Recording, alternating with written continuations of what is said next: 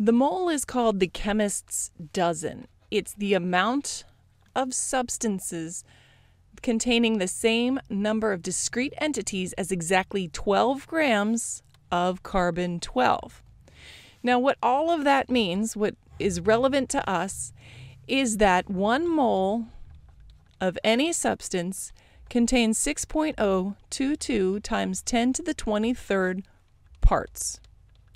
So that could be 1 mole of cars is 6.022 times 10 to the 23rd cars. Or 1 mole of atoms is 6.022 times 10 to the 23rd atoms. So we use the mole because counting atoms can be cumbersome. And a mole is much easier for us to count because we have these convenient masses located on the periodic table. And these masses indicate to us how much 1 mole of substance weighs on Earth, what its mass is. So we use the atomic mass, which are the numbers that I've just highlighted on the periodic table, in order to calculate what's called the formula mass. Now, we've been working with chemical formulas. For example, NaCl. That's sodium chloride. It's table salt. So I find sodium on the periodic table, located right here. Sodium has a mass of 22.99, and the units for that are grams per mole. Now, you'll see in some of your books that they will start you with AMU, atomic mass units, and that's relative to the mass of a carbon-12 atom. We're going to skip right to grams per mole and just save ourselves a step. Then we need chlorine. Chlorine is over here. It's a halogen. So it's located in column 17, and it happens to have the atomic number 17. Its mass is 35.45 grams per mole. Now, when we look at our chemical formula, we can see that we only have 1 atom of each of these elements in 1 chemical unit. So when I add these two numbers together, then I get 58.44 grams per mole, and that's what's called the formula mass of sodium chloride. So 1 mole of sodium chloride has a mass of 58.44 grams of sodium chloride. So if you were to take table salt, and it happened to be non-iodized because the iodine would be considered a contaminant in this case. So if you had non-iodized sodium chloride and it was pure, and you took a mass, 58.44 grams of it, you would have 1 mole. Now, if memory serves, this is like a tablespoon. It's not a very small amount, but it's sizable. And if you have a scale, you might want to mass it just to get an idea.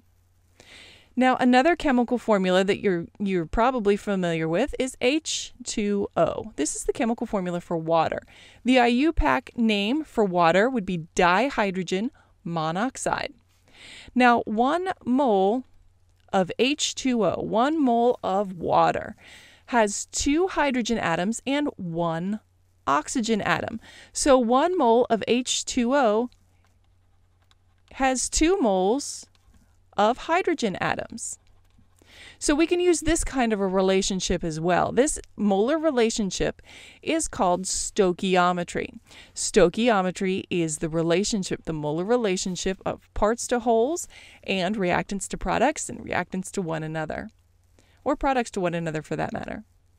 So 1 mole of water. What is the mass of 1 mole of water? Let's find that formula mass. Well, we need hydrogen. Hydrogen is 1.01, and that's grams per mole. And we need oxygen. Oxygen is 16.00, and you'll find on some periodic tables that will be declared as 15.99, or you may see even more precision with these atomic masses. That's okay. We have some rounding error. And that is expected. So any of your entered values should take that into account. Now, due to the chemical formula of water showing that I have 2 hydrogens and 1 oxygen, I need to multiply these masses by those subscripts. And when I add it all up, I should get 18.02 grams per mole. So that means 1 mole of water has a mass of 18.02 grams of water. Now that's on the order of 18 milliliters. 18 milliliters is, I don't know, 2/3 of an ounce, something like that. So let's take another one. We have carbon dioxide. Carbon dioxide is CO2. So 1 mole of carbon dioxide has 1 mole of carbon atoms, but it also has 2 moles of oxygen atoms. So I go to the periodic table. I look at my atomic mass. So carbon is identified as 12.01 grams per mole, and oxygen on this periodic table is identified as 16.00 grams per mole. I multiply them by the values of their subscripts and find the formula mass for carbon dioxide is 44.01 grams per mole. That's 1 mole of carbon dioxide is 44.01 grams of carbon dioxide. So what we're doing here is we are calculating the formula mass. And this formula mass can be displayed in a manner like this. And we can use that in calculations. So if we take a quick step backwards, just to be sure that this idea is hammered in, and I have 42.6 grams of carbon, and I'm asked to find how many moles of carbon do I have. Well, in order to find how many moles of carbon I have, I need that atomic mass. And I need the grams of carbon in the denominator and the moles of carbon in the numerator. The units for the atomic mass given on the periodic table are going to be grams per mole. That means the number given in the periodic table sticks with grams, and moles will be 1. So now I can do this calculation real fast, and I get 3.54, and the next digit is a 7 moles of carbon. I started with 3 significant digits. Whatever is given to you on the periodic table, we're going to treat that as an exact number. We're not going to look at that in terms of its precision in significant digits quite yet. So I'm going to end up rounding this to 3.55 moles of carbon. Well, how many atoms of carbon is that? Well, rather than introducing more rounding error and taking that 3.55 moles and then calculating out, we're going to do the entire calculation at once so that atoms of carbon, so that we don't introduce additional error. So what we're going to need here is Avogadro's number. Now remember, Amedeo Avogadro did a lot of research on this, but it was named after him posthumously. So we have 6.022 times 10 to the 23rd atoms of carbon in 1 mole of carbon. So our grams of carbon are going to cancel out. Our moles of carbon will cancel out. We're left with atoms of carbon. So when we do this arithmetic, which would be 42.6 times 6.02 times 10 to the 23rd, divided by 12.01, I get a value of 2.13, and then the next digit is 6, times 10 to the 24, and that is atoms of carbon. So going back to my measured quantity, I had 3 significant digits, so I'm going to round that to 2.14 times 10 to the 24th atoms of carbon. Now let's do the calculation with a compound. We've done that calculation with an atom, just an atom. Let's start with a compound. I'm going to start with 42.6.